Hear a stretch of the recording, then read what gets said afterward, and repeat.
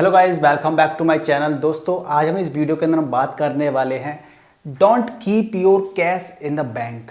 Bank के अंदर हमें कैश क्यों नहीं रखना चाहिए, ये वीडियो का टॉपिक है और ये बहुत ही ज़्यादा इंपॉर्टेंट टॉपिक है। क्यों नहीं रखना चाहिए, तो फिर कहाँ रखना चाहिए, ये सारे सवालों के जवाब आपको इसी वीडियो के अंदर मिलेंगे। इसलिए इस वीडियो को लाइक कर दीजिए, शेयर कर दीजिए अपने फ्रेंड्स और रिलेटिव के साथ में, जिससे कि वो भी ये फंडा समझ जाएं कि आखिर मैं ऐसा क्यों बोल रहा हूँ। और चैनल पर नया है तो चैनल को सब्सक्राइब कर लीजिए, बेल आइकन को जरूर प्रेस कीजिएगा, जिससे कि आपके पास हमारे वीडियो से नोटिफिकेशन पहुँचते रहें, क्योंकि हमारे वीडियो होते होते खास हैं और आपको इन्फॉर्मेशन मिलती रहेगी, इसलिए। ठीक है, तो दोस्तों बात कर लेते हैं कि बैंक में जब हम कैश क्यों नहीं रखना चाहिए। देखिए, जब हम बैंक के अंदर कैश रखते हैं, यानी कि बैंक क्या होता है, आपका एक सेविंग अकाउंट होगा, राइट। सेविंग अकाउंट होगा आपका, तो सेविंग अकाउंट में आपने क्या कर रखा होगा। मेनली लोग दो चीज़ें करते हैं। दो चीज़ें क्या करते हैं, पहली सेविंग अकाउंट के अंदर ये करते हैं कि कैश रखा रहता है। दूसरा क्या करते हैं कि चलो बैंक है तो चलो एफडी कर देते हैं। लेकिन इसमें क्या होता है कि जब आप कैश रखते हैं बैंक के अंदर, तो आपको करीब 4% का रिटर्न मिलता है, उसमें 4% का इंटरेस्ट मिलता है कैश पर, ठीक है, जो बैंक में पड़ा रहता है सेविंग अकाउंट के अंदर। और आपने अगर एफडी कर दिया है तो आपको क्या मिलता है, 6 से 7% के बीच में इंटरेस्ट मिलता है। तो होता क्या है कि सेविंग अकाउंट के अंदर पैसा जब हम ये रखते हैं, इस तरह से हमें रिटर्न्स मिलते हैं, तो इसको हम रखने की वजह क्यों बता रहे हैं कि क्यों नहीं रखना चाहिए। इसकी सबसे बड़ी वजह ये होती है, सबसे बड़ी वजह वो होती है आपकी इन्फ्लेशन। इन्फ्लेशन मतलब कि महंगाई दर। और इन्फ्लेशन रेट की बात कर लेते हैं तो ये 5 से लेकर 6% के बीच में हर साल रहती है। अगर लास्ट क्वार्टर की बात की जाए तो करीब मेरे ख्याल से 5.2 महंगाई दर थी लास्ट क्वार्टर की, ठीक है। बाकी आप गूगल पे कंफर्म कर सकते हैं, ठीक है। तो आपका 5.2 थी, मान लीजिए एग्जांपल ले लेते हैं, तो 5.2 थी, आपको मान लीजिएगा 6 या 7% की मिल रही है। अगर आपको 7% की अगर एफडी के अंदर आपको इंटरेस्ट मिल रही है तो -5 कर देते हैं, 5.2 की 5 कर देते हैं, चलिए, तो कितना हुआ ये 2। यानी कि आपको सिर्फ आपके पैसे पे, एफडी पे, सिर्फ महंगाई दर को बीट करते हुए सिर्फ 2% की ग्रोथ मिल रही है, ठीक है। या इसको आप ऐसे समझ सकते हैं कि आप इधर 7 की स्पीड से जा रहे हो, 7 की स्पीड से जा रहे हो, और उधर से 5 की स्पीड से कोई दूसरी चीज़ आ रही है। यानी कि ये कह रहे हैं ना, 7 से जा रहे हैं, 5 से कोई आ रहा है, तो इसका देखेंगे तो ओवरऑल इसका रिजल्ट निकालेंगे हम, तो 2 निकल के आएगा। यानी कि 2 की स्पीड ही बस आगे बढ़ रहे हो आप एक तरह से, इस सोच सकते हैं। या ये कह सकते हैं कि आप 7 की स्पीड जा रहे हो, इधर से 5 का फोर्स लग रहा है, तो आप 2 की वजह, जो 2 है काउंट, उस तरह से बढ़ रहे हो, है ना। तो इसी तरीके से अगर मान लीजिए कैश रखा हुआ आपका बैंक में, तो आपको कितना मिल रहा है, 4%। और आपका कितना महंगाई दर कितनी है, 5 है मान लीजिए, तो आपने घटा दिया तो -1 आ रही है। यानी कि आपका जो बैंक के अंदर पैसा रखा हुआ है, वो पैसा बढ़ भी नहीं रहा है, ना ही वैल्यू को सस्टेन कर पा रहा है। कम से कम एक होता है कि बैंक में हमारा पैसा रखा हुआ है तो कम से कम उसकी वैल्यू तो ना गिरे, लेकिन वैल्यू गिर रही है, नेगेटिव में हो रही है। इसका मतलब ये है कि अगर आपका अकाउंट में 1 लाख रुपये पड़े हुए हैं बैंक सेविंग अकाउंट के अंदर सॉरी, अगर आपके पास 1 लाख रुपये पड़े हुए हैं, तो वो अगले 1 साल बाद उसकी वैल्यू कम हो जाएगी। अकाउंट में तो 1 लाख ही रहेगा, लेकिन उसकी वैल्यू क्या है, कम हो जाएगी, राइट, क्योंकि महंगाई दर की वजह से। तो अब बात आती है कि भाई जब बैंक में पैसा नहीं रखें तो कहाँ रखें। तो कहाँ रखें, उससे पहले आपको एक चीज़ बोलूँ कि बैंक में पैसा कितना रखना चाहिए। आपको बैंक में इतना पैसा रखना चाहिए बस कि जैसे कैसे ना, इमरजेंसी फंड या खर्चे चलाने के लिए, क्योंकि खर्चे चलाने के लिए तो पैसे चाहिए, तो खर्चा चलाना है या कोई इमरजेंसी आ गई, उतना पैसा आपको बैंक के अंदर रखना चाहिए। अब बात ये आती है कि हम कहाँ पर, वेयर, कहाँ इन्वेस्ट करें जिससे कि हमें अच्छे रिटर्न्स मिल जाएं। तो दोस्तों, इसके अच्छे रिटर्न्स मिल जाएं, इसके लिए कई सारे ऑप्शंस हैं। जैसे सबसे पहला है गोल्ड।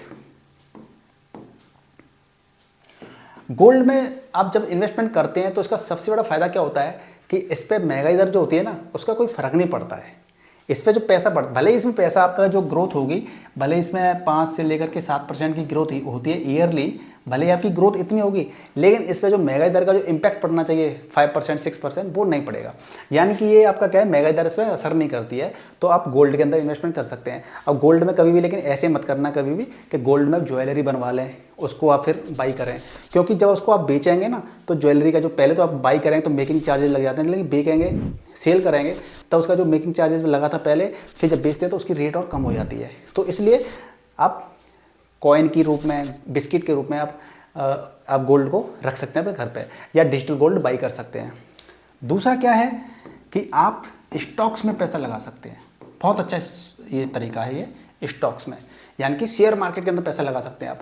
शेयर मार्केट में आपको काफ़ी अच्छे रिटर्न्स मिल जाते हैं। आपने देखा होगा कि आपके शॉर्ट टर्म के अंदर भी आपका पैसा कई गुना हो जाता है। लेकिन इसमें एक प्रॉब्लम आ जाती है। इसमें प्रॉब्लम क्या आ जाती है कि स्टॉक की नॉलेज हर किसी को नहीं होती है, स्टॉक की जानकारी हर किसी को नहीं होती है। अगर आप स्टॉक की नॉलेज ले लेंगे तो वेल एंड गुड है, बहुत अच्छा है, क्योंकि स्टॉक की अगर आपको नॉलेज है, आप पैसा इन्वेस्टमेंट करना स्टार्ट कर देंगे तो आप 1 के 10 बना सकते हैं, तो 1 के 100 बना सकते हैं। इतनी पोटेंशियल होती है वो स्टॉक्स के अंदर। लेकिन क्या होता है कि इसमें जब हर किसी को नॉलेज नहीं होती है तो इसका भी सॉल्यूशन है। तो आप क्या कर सकते हैं, तीसरा, कि आपको स्टॉक की नॉलेज नहीं है तो आप इंडेक्स फंड में पैसा लगा सकते हैं। इंडेक्स फंड के अंदर मान लीजिए आपको स्टॉक की जीरो नॉलेज है तो आप आंख बंद करके स्टॉक के अंदर पैसा लगा दीजिए, सॉरी इंडेक्स फंड के अंदर पैसा लगा दीजिए। इंडेक्स फंड क्या होता है, जैसे कि निफ्टी 50 यानी कि हमारे देश की टॉप 50 कंपनीज होती हैं, उसके अंदर पैसा लगा दीजिए आंख बंद करके। कोई भी इंडेक्स फंड उठा लीजिए आप निफ्टी 50 का, और उसके अंदर आपको 12 से लेकर के 13% के आपको ईयरली रिटर्न्स मिल जाते हैं। आप पास्ट परफॉर्मेंस देखेंगे निफ्टी 50 की तो आपको इतने रिटर्न्स तो मिल ही जाते हैं, जो कि अपने आप में काफ़ी अच्छी चीज़ है, ठीक है। लेकिन आपको ज़्यादा नॉलेज चाहिए, ज़्यादा रिटर्न चाहिए तो आप स्टॉक में लगाइए, लेकिन स्टॉक के अंदर आपको क्या सीखना पड़ेगा। अब इसके बाद में एक और चीज़ क्या है, म्यूचुअल फंड्स।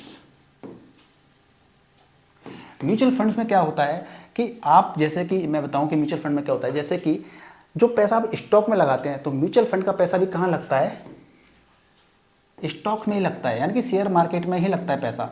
लेकिन लगाने वाला कोई और होता है। वो क्या होता है कि आपकी एएमसी होती है, असेट मैनेजमेंट कंपनी, जैसे कि एसबीआई हो गई, बंधन बैंक, एचडीएफसी, आईसीआईसी, तो ये एएमसी होती हैं इनकी। और एएमसी, हर म्यूचुअल फंड का क्या होता है, एक फंड मैनेजर होता है।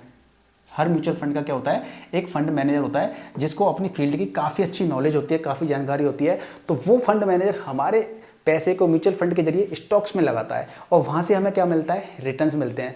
रिटर्न कैसे मिलते हैं, जब म्यूचुअल फंड की बात की जाती है तो आपको उसमें large cap, mid cap, small cap, तो वहाँ पे आपको करीब जैसे कि 14% से लेकर के, एक सेकेंड, 14% से लेकर के आपको रिटर्न वहाँ पे 25% भी मिल जाते हैं। कब, लॉन्ग पीरियड के टाइम पे। लॉन्ग पीरियड में क्यों कह रहा हूँ कि जैसे कि आपका 1 साल से लेकर के आपका 10 साल हुए, 15 साल हुए, 20 साल हुए, आपको इतने रिटर्न्स मिल सकते हैं लॉन्ग टर्म में। लेकिन आप पिछले 1-2 साल की बात करेंगे तो वहाँ पे आपको 30, 40, 50% भी आपको रिटर्न मिला है म्यूचुअल फंड्स के अंदर।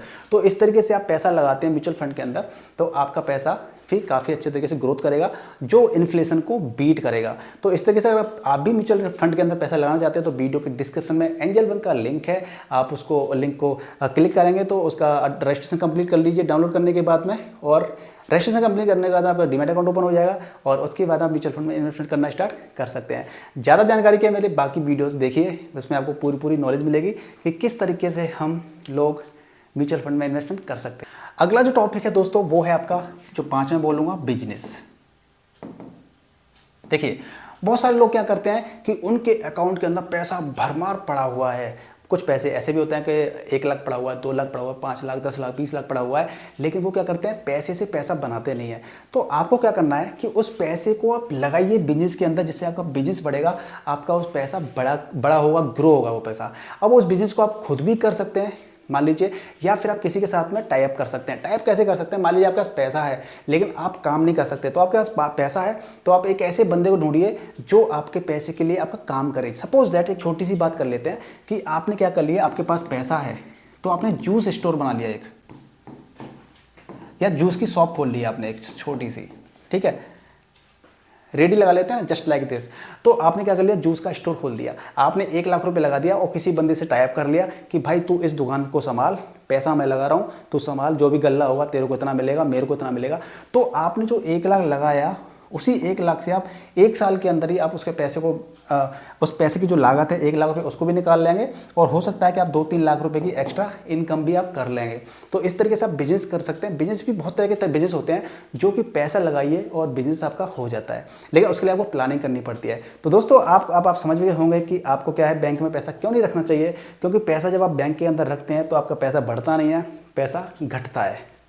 या बैंक के अंदर पैसा रखते हैं तो पैसा देखिए घटता है, ठीक है, क्योंकि इन्फ्लेशन की वजह से घटता है पैसा। तो आपको क्या करना है कि मैंने जितने भी आपको तरीके बताए हैं उनमें से आपको इस्तेमाल करने हैं और अपने पैसे की वैल्यू बढ़ानी है, अपने पैसों को काम पे लगाना है। तो दोस्तों आज से ही आप अपने पैसे को काम पे लगाना स्टार्ट कर दीजिए, प्लानिंग कीजिए, सोचिए, समझिए चीज़ों को, एग्जीक्यूट कीजिए, तभी मजा आता है रियल लाइफ के अंदर। तो गाइज आपको मेरा ये वीडियो थोड़ा सा मोटिवेशन लगा हो, थोड़ा सा अच्छा लगा तो इस वीडियो को लाइक कर दीजिए, शेयर कर दीजिए, और चैनल पर नए हैं तो चैनल को जल्दी से सब्सक्राइब कर दीजिए, बेल आइकन को जरूर प्रेस कीजिएगा जिससे कि आपके पास हमारे वीडियोज़ की नोटिफिकेशन पहुंचे। तो मिलते हैं गाइज नेक्स्ट वीडियो में, तब तक गुड बाय, टेक केयर, जय हिंद, जय भारत।